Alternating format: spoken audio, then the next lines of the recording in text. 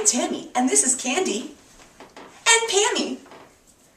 Today, you're going to come with us on a great journey where we can totally exercise, have fun, and learn all about the cardiovascular system. Are you ready, girls? Yeah! Okay, let's get started. The cardiovascular system is made up of three main components. One is the heart. The heart is a special organ inside the body that allows the blood, the second component, to pump all around. And three, another important part, are the vessels. The vessels are a series of tiny, tiny little tubes that allow the blood to flow all around. So, why does blood need to flow all around our bodies? Well, blood carries some important things like oxygen and nutrients. These are very important for our body. But blood also gets rid of carbon dioxide, which we don't want, and icky waste products. Yay, blood! So, was our heart always like this? Maybe not. A long, long time ago, there started a process called evolution. In the beginning, it was thought that organisms had something called an open circulatory system. This means that blood and other fluids were all mixed together in the body. But that wasn't very efficient. So now we have a closed circulatory system, which means that the blood and the other fluids are separate. Also, to make our hearts more efficient, we have a four-chambered heart. That means there's four spaces in the heart that allow the blood to flow more efficiently than organisms like mollusks and arthropods that might have only one or two chambers in their hearts. But we'll learn more about the heart later. Are you ready to take it away, Candy? Yeah! All right, let's go. Now we're going to talk about blood and blood vessels. There are four components to the blood.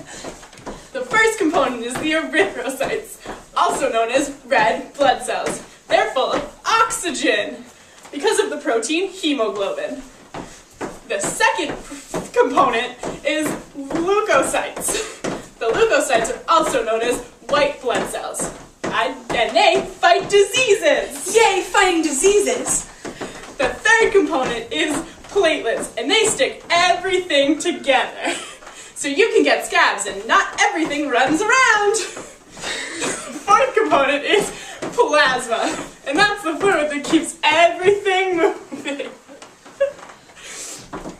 The blood vessels are made up of three parts. The first part is the arteries, and it pushes the blood away from the heart. And the veins move the blood towards the heart. And the capillaries are the tiny tubes that keep everything on track. Pammy, are you ready to teach us where the heart is? Sure! And now we're going to talk about where the heart is. The heart is located in the thoracic cavity between the lungs. It's located above the fifth intercostal space, and the apex is pointing towards the left hip. Now we're going to talk about the walls of the heart. The epicardium is the outer layer, and it's made of connective tissue. The myocardium is the middle layer and made of cardiac muscle. And the endothelium is the innermost layer, made up of endothelium tissue. Balls! Let's follow our friend the blood on a journey. Our friend the blood will be represented by the color red. First, the blood enters the heart through the superior vena cava. The superior vena cava is a special vein that enters right into the heart. Where in the heart does it go? This part of the heart is called the right atrium. When we're done visiting our friends in the right atrium, we'll then go down and visit our friends in the right ventricle. Once we're done visiting our friends in the right ventricle, blood is ready to go visit its friends, the lungs. In order to get to the lungs, we and the blood have to leave the right ventricle and go to the lungs through the pulmonary artery. When we visit our friend the lungs, we can make sure we get all the oxygen and nutrients that we need to carry. So, after getting all of those fun oxygen and nutrients into the blood, we can then come back to the heart. This time, we will come to the heart through the pulmonary vein. And we will enter through the left atrium. After going through the left atrium, we'll go to the left ventricle. Then, after the left ventricle, we can exit the heart through the aorta.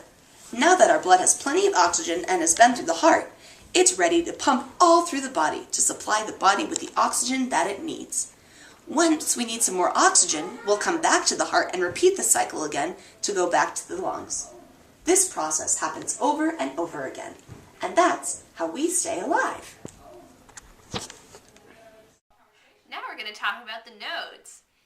The sinoatrial node is the tiny cell mass that starts each heartbeat and sets the pace of the heart.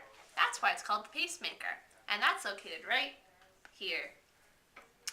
The atrioventricular node is a specialized heart muscle in the septal wall of the right atrium. It receives the impulse from the sinoatrial node and transmits them to the atrioventricular bundle, and that's right here. The term arrhythmia refers to any change from normal sequence of electrical impulses. The electrical impulses may happen too fast, too slowly, or too erratically, causing the heart to beat too fast, too slow, or erratically. When the heart doesn't beat properly, it can't pump blood effectively. When the heart doesn't pump blood effectively, the lungs, brain, and other organs can't work properly and may shut down or be damaged. Bradycardia is when the heart pumps too slow. Tachycardia is when the heart pumps too fast. Atrial fibrillation is when the heart quivers. Ventricular fibrillation is fluttering. Heart valves are basically simple devices, and the heart, like any mechanical pump, can function with leaky valves, as long as the damage is not too great. However, severely deformed valves can seriously hamper cardiac function. For example, an incompetent valve forces the heart to pump and repump the same blood because the valve does not close properly and backflow occurs. In valvular stenosis, the valve flaps become stiff, often because repeated bacterial infection of the endocardium.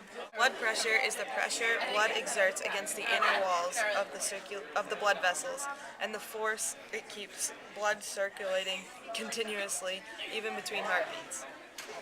Unless stated otherwise, the term blood pressure is understood to mean the pressure within the large systematic arteries near the heart.